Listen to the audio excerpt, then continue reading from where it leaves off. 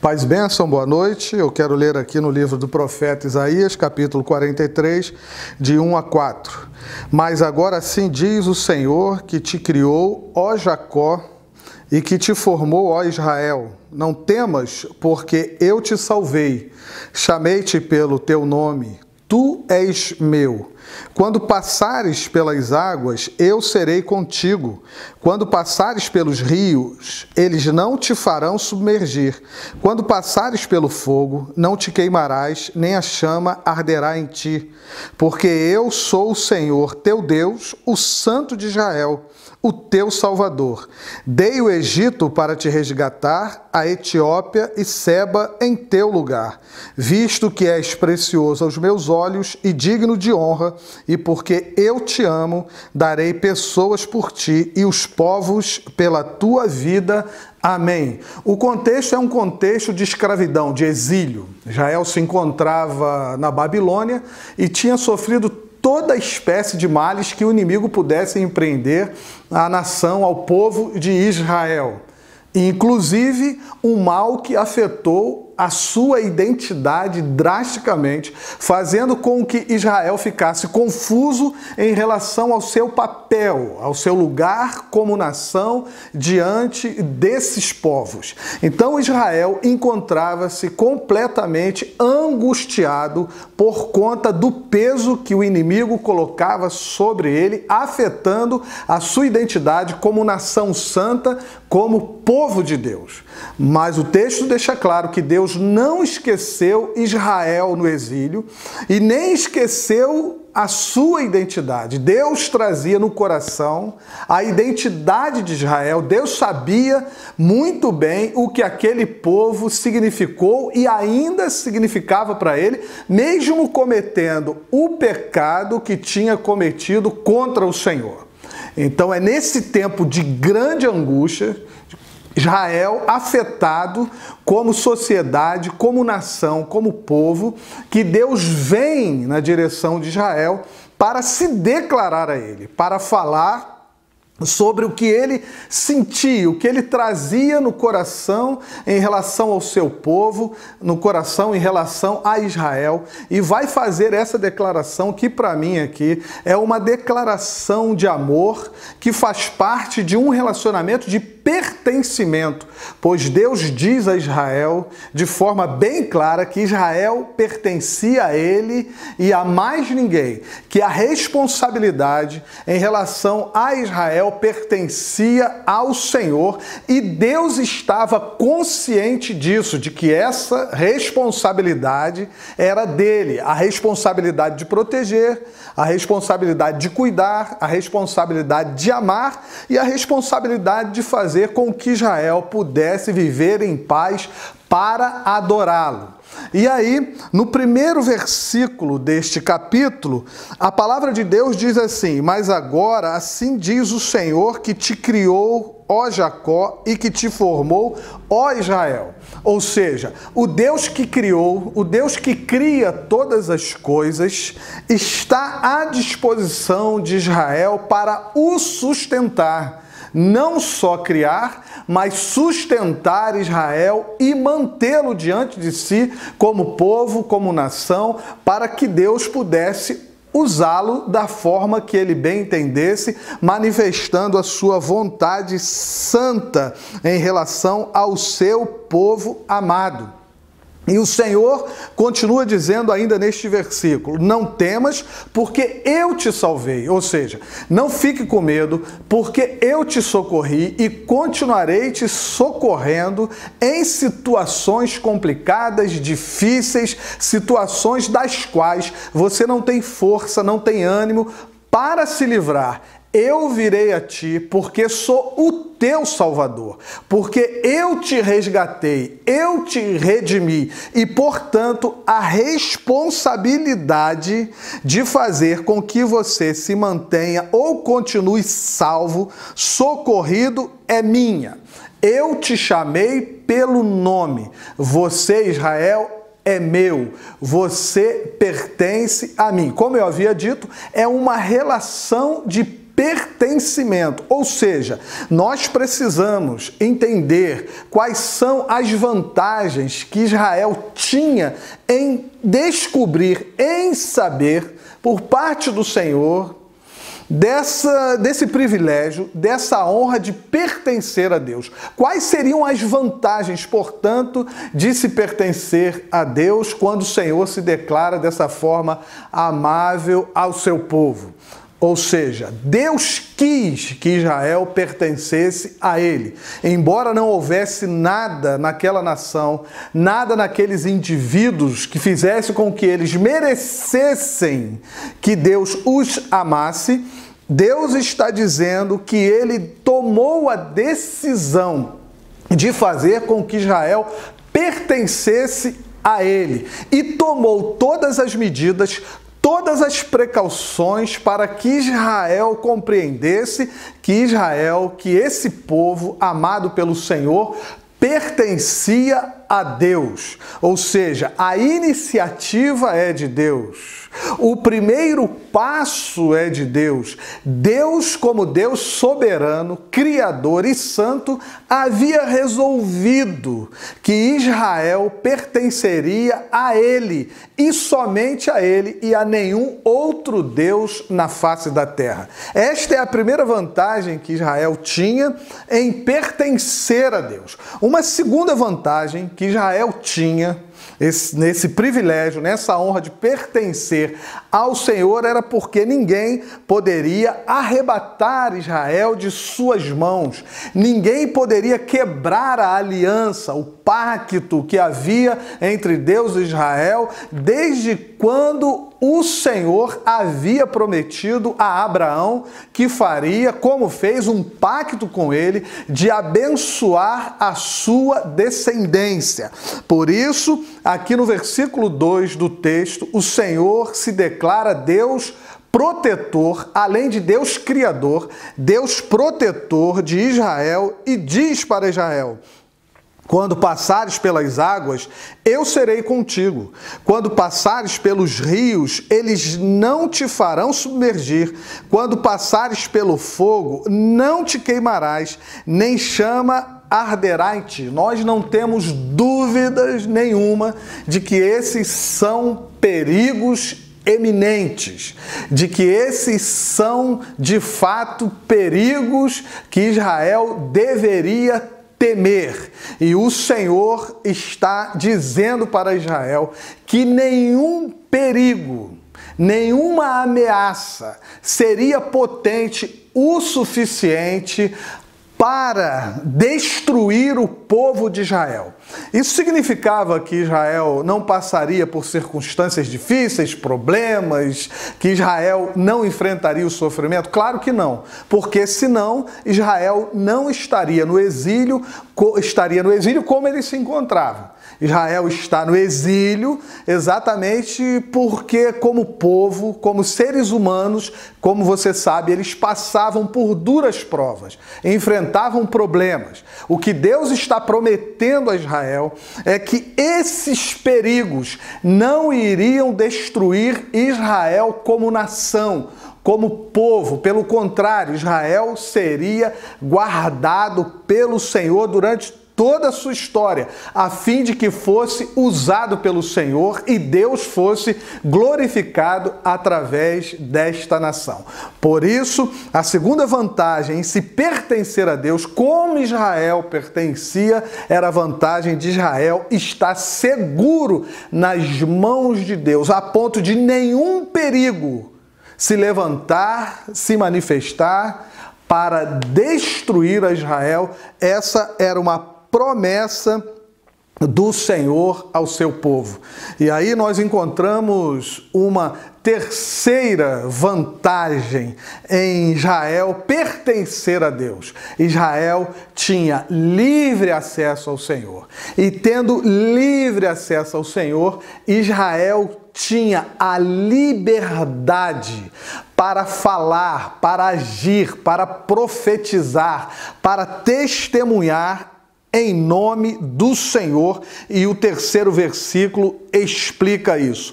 Porque eu sou o Senhor teu Deus, o Santo de Israel, o teu Salvador. Eu sou o Senhor teu Deus e te respaldo para que você, diante das nações da face da terra, você me represente e você deixe claro num testemunho vivo de todas as maravilhas que eu operei na sua vida, que eu operei através de você, me posicionando, me colocando como único e verdadeiro Deus da face da terra. Portanto, Israel tinha o privilégio de ter acesso a Deus, de ter a liberdade de falar em nome do Senhor, o que garantia a identidade de Israel.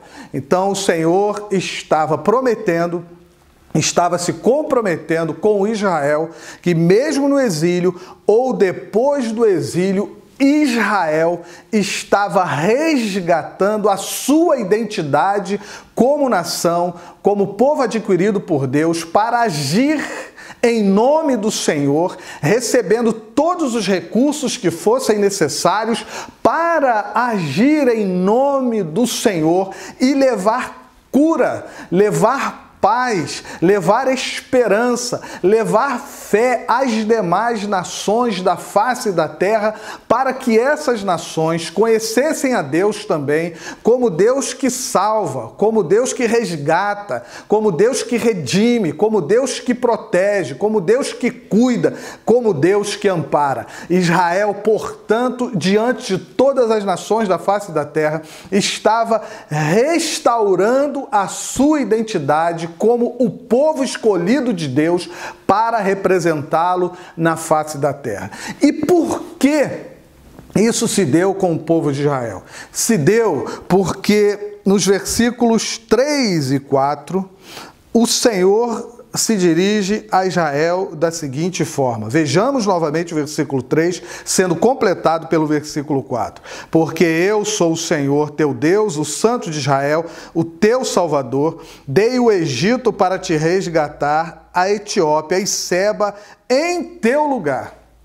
Ou seja, o Senhor estava declarando que o que ele precisasse fazer para que Israel compreendesse que ele era o seu Salvador, o Santo Senhor de Israel, ele fez e continuaria fazendo, e ninguém impediria de que o Senhor agisse dessa forma, fazendo com que o seu povo, fazendo com que Israel conhecesse e reconhecesse que o Senhor, o Deus ilimitado, o Deus do impossível, faria o que ele quisesse fazer como Deus criador, como Deus soberano, para que Israel pudesse, então, tivesse a capacidade de viver a sua história e dizer a todas as nações da face da terra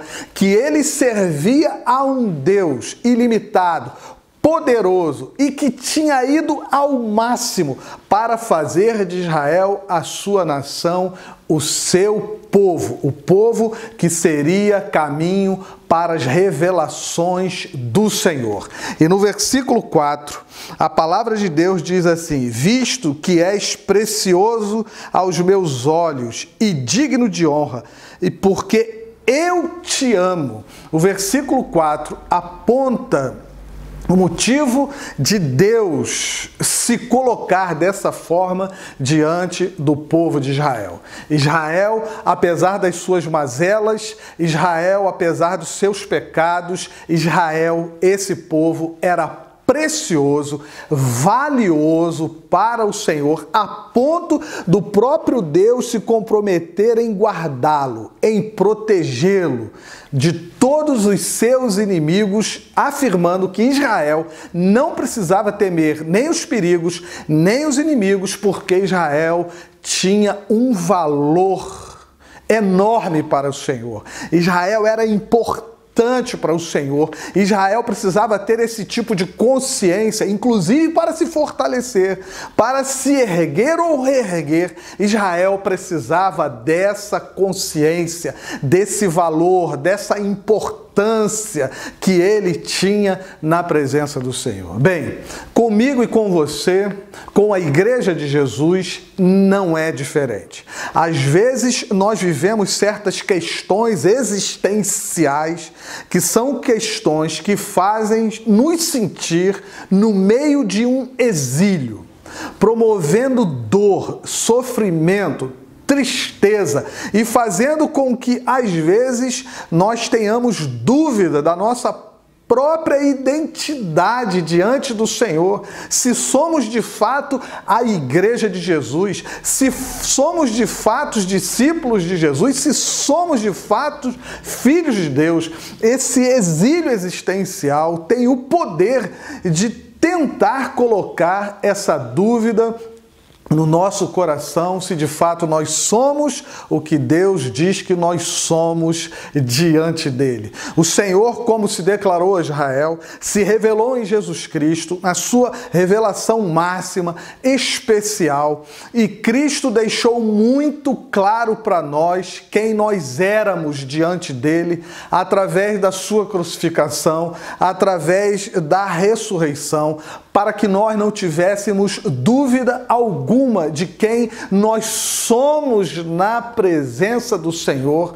E para isso precisamos lembrar que nós, como a Igreja de Jesus, como filhos de Deus, também, refletindo sobre essa palavra, precisamos lembrar que Deus nos amou e nos amou primeiro, porque Ele quis que fosse assim. Ele também não viu em nós nada que pudesse atraí-lo para nós. Não, Deus não viu em nós nada que pudesse fazê-lo nos amar tanto. Ele nos amou porque quis. A iniciativa foi dele, o gesto foi dele, o primeiro passo foi do Senhor, e nós agradecemos ao Senhor porque Ele nos viu dessa forma, mesmo pecadores. Ele nos viu em condições de manter uma relação, um relacionamento de pertencimento, de pertencermos ao Senhor, de sermos propriedade do Senhor, e isso alegra o nosso coração. Em adoração e louvor podemos dizer para o Senhor: louvado seja o nome do Senhor, porque o Senhor nos amou, o Senhor nos levou para perto, ou nos trouxe para perto do Senhor, nos acolheu e mantém essa intimidade conosco, porque o Senhor nos ama. E dentro dessa intimidade, porque pertencemos ao Senhor, ninguém pode nos arrebatar das mãos do Senhor. Ninguém pode nos tirar das mãos do Senhor, nenhum perigo pode nos tirar das mãos do Senhor. E mesmo que estejamos atravessando problemas difíceis, circunstâncias existenciais que minam a nossa vida espiritual, as nossas emoções, precisamos ter a consciência de que ninguém pode nos tirar das mãos do Senhor, porque estamos em Suas mãos poderosas, e em Suas mãos poderosas podemos descansar quanto aos perigos, às ameaças, aos ataques do inimigo. Glória a Deus por isso. Louvamos a Deus porque temos uma outra vantagem em pertencer ao Senhor. Nós temos acesso a Deus, nós temos liberdade para se apresentar, para nos apresentarmos diante do Senhor, e temos a liberdade também para agirmos em nome do Senhor Deus. Ele nos dá essa liberdade, Ele aponta o caminho para que o sirvamos voluntariamente todos os dias da nossa vida, porque pertencemos ao Senhor, somos o seu povo, somos a sua igreja, e por isso devemos e podemos nos alegrar na presença do Senhor. E por quê? Como Israel, o Senhor acha que você e eu, nós somos importantes para Ele. Que como igreja, como filhos, como discípulos, nós temos valor para Deus. E esse valor que nós temos para Deus foi demonstrado, foi revelado na cruz do Calvário, quando Jesus vem deixando a sua glória para morrer em nosso lugar e demonstrando profundo amor por nós, a ponto de sacrificar a sua própria vida e nos substituir na cruz do Calvário. Devemos, portanto, devotar amor ao Senhor, devolver ao Senhor o amor que Ele coloca à nossa disposição em gratidão, porque Jesus morreu na cruz por nós, nós somos valiosos. Nós temos esse lugar de importância diante do Senhor, e a promessa do Senhor é que uma vez nós estando nesse lugar, quando nós estamos nesse lugar, o Senhor cumprirá as promessas dele em nossas vidas, permitindo que sejamos amados, cuidados, vivamos em paz e sustentados pelo Criador do universo. Então, que nessa noite você possa se alegrar na presença do Senhor, que você adore, louve o Senhor aí na sua casa, no lugar onde você está, prestando esse culto ao Senhor, orando, agradecendo a Ele, porque Ele se declara a você, a sua igreja, para dizer: você é meu, você é minha, e nós teremos, não só agora, mas eternamente, esse relacionamento de pertencimento na eternidade, porque eu te salvei, eu te redimi através da vida, da pessoa do meu Filho Jesus. Eu te amo. Vamos orar. Senhor, muito obrigado, porque nós andávamos exilados neste mundo, sofrendo todo tipo de dor, de angústia, e estávamos sozinhos. Mas o Senhor, num gesto de misericórdia, num gesto de amor, o Senhor enviou o seu Filho Jesus Cristo para nos libertar, para nos salvar, para nos redimir. E o sentimento do nosso coração hoje em relação a essa obra é que nós pertencemos ao Senhor e que nada, nem ninguém poderá tirar esse privilégio de nós, pois nós estamos nas mãos do Senhor e continuaremos assim eternamente. Muito obrigado, Senhor, porque o Senhor em Cristo Jesus nos tornou valiosos, importantes para o Senhor, e nós queremos viver dessa forma, pois essa é a nossa real, a nossa verdadeira identidade. Nós somos teus filhos, nós somos tuas filhas, nós somos a tua igreja, Senhor, e vamos viver dessa forma, testemunhando da tua salvação, do teu evangelho, da tua glória, onde nós estivermos, mesmo que seja em tempos de escassez, de dificuldade, de existências, Senhor, complicadas que nos afetam cotidianamente, nós agiremos como a tua igreja, como teu povo. Obrigado por essa oportunidade, por esse privilégio. Nós oramos em nome de Jesus. Amém e amém.